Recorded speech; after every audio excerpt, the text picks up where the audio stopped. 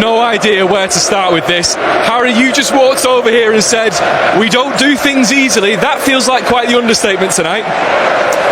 Yeah, obviously it's an incredible game. We made really hard work of it, I must say. Half time, we're obviously 2-0 up, and we had full control. I think even of the second half, I felt like we had chances to score that third, and then they scored out of nowhere a bit of a pinball goal, and then it puts us on the back foot, and they managed to get that equaliser, and then obviously to go 4-2 down in extra time against 10 men is nowhere near good enough. We opened ourselves up too much, and they're a good team. They have some good forwards. They play great football, but we dug in and we've shown great spirit, and that's what this stadium does. And to come back like that, yeah, it's an incredible performance from everyone in the final minutes. Cobby, as you're watching that unfold, when you come on the pitch, what's the mentality like? Especially when you go 4-2 down. I know this club has great comebacks in their history. Not many like that though. Yeah, of course. I mean, it was an amazing comeback. We put ourselves in that situation though, but now when I come on, I was just trying to bring energy and try and contribute to the team. They've been doing so well, and just to carry on the energy and feed off the rest of the players. When you get the ball though on the edge of the penalty area, how did you stay so calm? I think, have we seen you do that against Liverpool? It felt very similar. I mean, when the ball drops you in there, a yard feels like a mile in it, so you just got to try and stay as calm as you can and slot it, and look, that's what I did. Harry, the get level, we're all watching that there thinking there might be time for a winner here. Did you believe that? Yeah, definitely. I felt like obviously the fourth goal for them was a real sucker punch, because even going 3-2 down, I felt like we were going to get chances to come back into it. But yeah, as soon as we got the fourth, I felt like there was going to be another chance, and obviously it fell to myself, and thankfully I put it in the back of the net, and it was an amazing feeling. Was there a nervous wait though? Because we thought they might be looking maybe at a push. Yeah, I think he was backpedaling, but I don't think there was. I think I just held him there with my left hand. There was contact, obviously, but I don't think they were nowhere near enough for a foul. And I seen it all the way, and I guided it into that far corner. Listen, it's not been an easy season on or off the pitch. This Europa League campaign, though, has been good to Manchester United. A moment like that to win the game and win the tie and go through, what can that do now for this team for the rest of the season? I mean, of course, the performance wasn't up to the highest standard for us, but a win like that can bring so much momentum, I mean, when we're rolling the snowball, it's getting bigger and bigger, and we're trying to go all the way. Well done, guys. Enjoy the moment. See you in Bilbao. Thank you. Absolutely not, Darren. And I've got another one of those right here next to me, Paul Scholes, who has absolutely no idea how Manchester United have just done that. I've never seen anything like that, Paul. That was quite simply an extraordinary football match. How did they do it? Jules, I have absolutely no idea. Just what an incredible game of football right from start to finish. There was so much in control. Quite the second half, concede a goal, then concede two. Obviously get to extra time, they got a man sent off, had everything go to 40. Leon think they're through. We've seen them on the sideline, they're celebrating, they're going down to the fans.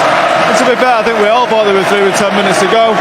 And then 3 ridiculous goals in the last 10 minutes of that game was just, it's amazing, it's great. This crowd were incredible. This crowd almost got them through that game, but we have to remember, I know all the celebration, I don't want to be miserable, but we've only won a quarter final.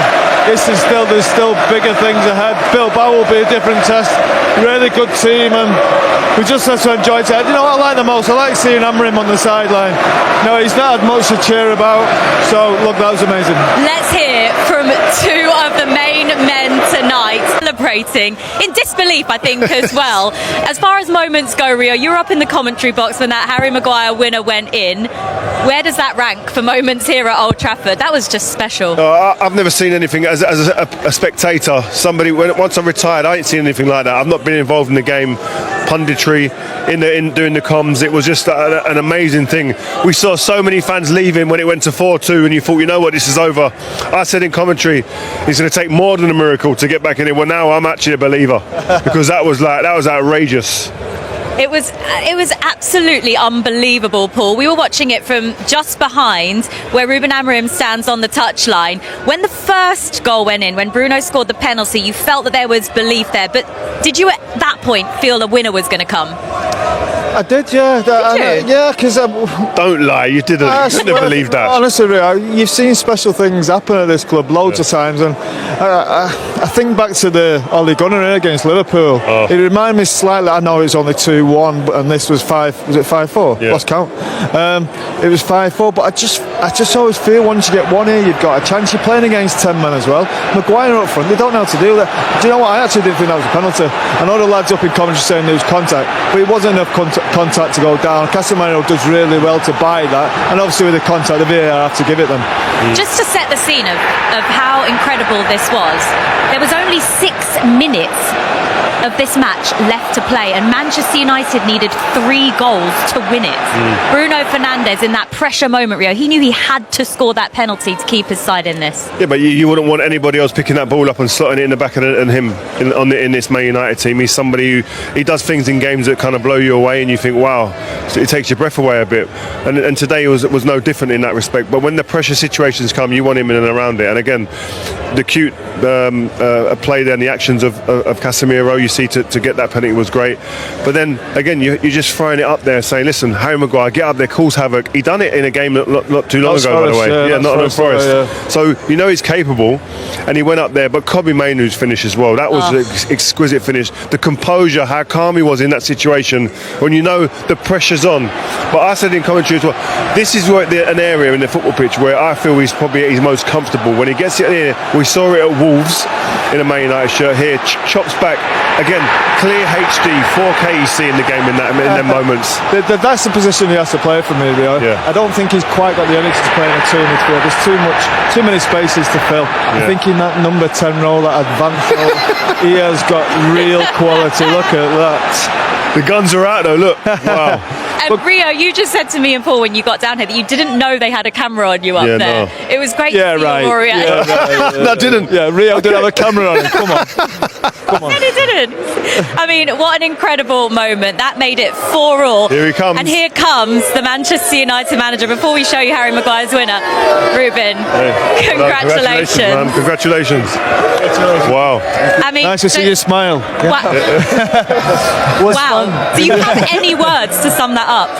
No, it was hard, and I was watching again the 99, the documentary. Oh yeah. So to have some inspiration for these moments, but was a great night. I think the team were tired, and you feel it during the game, and then 4-2 with one more player, and you think it's over, but here is never over. Did you believe? Did you still believe? I felt that here everything is possible, and then you feel the environment. After the 4-3, the penalty from Bruno, and you feel that you can change the game. How pleased are you that you was actually about to change the game with goals, given the fact that you didn't really have many goals on your bench, but you made those substitutions and they had huge impact in the end? We tried to put Harry Maguire because he's the only guy that can score a goal with his header, and then Kobbie Mainoo he has a lack of pace in this moment because he had that injury and he stopped for a while, but he's really good on short spaces, and then he has the ability to do that kind of goal, and then we try it, and sometimes it works, and today was a good day. How important is it now, Ruben? I know you're coming into the end of the season, which is really important part to get some of your better players back. You've got Luke Shaw some minutes tonight, obviously Mason Mount, Mainoo you mentioned as well. Such an important time to get them back onto the pitch. It's really important because I can feel that is really, when you are here, you can feel that playing Premier League and the European games is really hard. If you don't have the full squad, it's almost impossible. Mason Mount brings us experience. You can see Luke Shaw. Luke Shaw was meant to play 30 minutes top, but then we had a problem with News at halftime. Vic has a personal problem. He had to leave, so all this stuff happened during this game, but in the end it was a good day. Going back to the performance, what's your feelings on the performance in general? Going 2 goals up, throwing it away, allowing 4 goals against you. What's your general feeling around that? I think we start well, but we are not really consistent to maintain the game in the same way for a long time. And then when I feel that the team is a little bit tired, we drop a lot, and but we have experience against games against Arsenal and City. We can defend quite well this moment. I think we should do better in the 2 goals of Lyon, but that's it. I think we have a lot to improve, but the character was there. Is there a frustration for you, Ruben? You think from the Premier League performances then to Europa League, it seems to be different. Like it frustrates the life out of me. It must be frustrating for you. Of course, because especially because of the reflection of the coach is the league. You can be good in European games, but your reflection as a team is the league, and we are underperforming. But then we have to see the context. You can see that we lack a lot of characteristics in our team. You want to push forward, and sometimes you see Garna really tired, but you feel during the game he's the only one can make transitions. Yeah. So you think feel a lot physically it's a bit of a problem. Yeah, I think so. And running pace, power. Yeah, and when we play against European teams, you can feel that we can cope better with that. Yeah. In Premier League, we suffer a lot. We can play good, but sometimes to create chances to let the players 1 against 1 with 3 defenders in the back. We try to do it today, and we manage to do it sometimes. In Premier League, it's completely different. Let's get positive, man. It's been a great result, entertaining, the emotions up and down all day. This must be a bit of belief now built into this team and to you now, based on what you've achieved today and the emotion that runs alongside it. I think is one type of moment that can change a lot of things, and sometimes we just look at the tactical aspect, the physical aspect, but this kind of moment in the player's mind, I think we will have to go to be really focused on Europa League, and we have to take a risk sometimes with the kids in Premier League, and we have to be tough on that, and the fans have to understand that we have to focus on the Europa League. Athletic Bilbao next, where you hope to end this season lifting silverware. Is there genuine belief in that dressing room and with you that you can go all the way and do it? Yes, you can see in the stadium. So everybody in the moment can believe that is possible. We need to be a little bit luck on the injuries to reach that with some players is going to be tough. But the last I had in my career 1 final, and I had the semi-final in Turin, and the final was in Turin. So we lost the final, so let's change that. It could be the same as a coach. Before we let you go, we were just about to see Harry Maguire's winner when you were joining us. Let's watch it with you here, Ruben. Talk us through what your emotions were like when you saw this header go in from Harry Maguire. I think if you see the goal of Kobe and Harry Maguire, the sound of the stadium was the best sound I ever.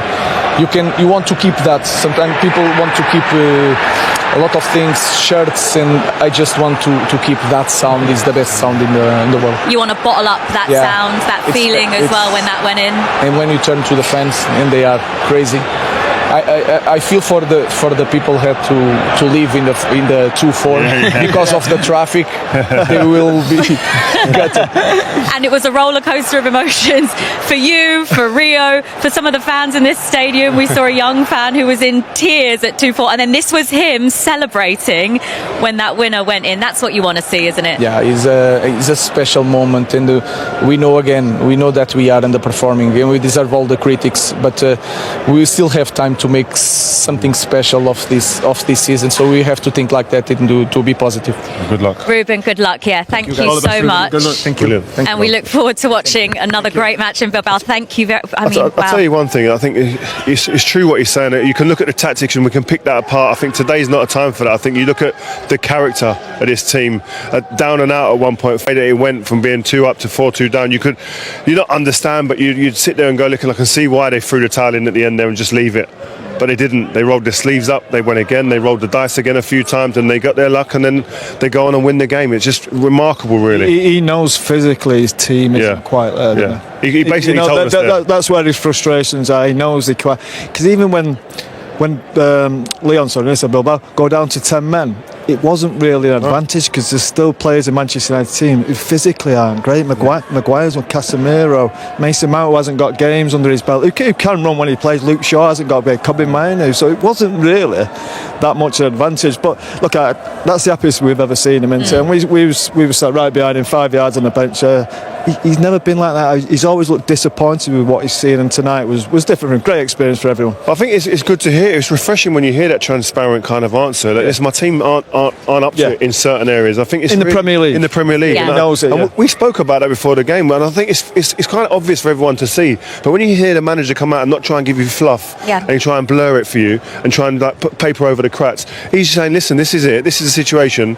Let me get to the end of the season. Fingers crossed we can win something, and then we can get into good recruitment." Don't forget, he's only brought in one player. That's Dorgu. He's been all right, and he's been all right as well. I think he's adapted quite well.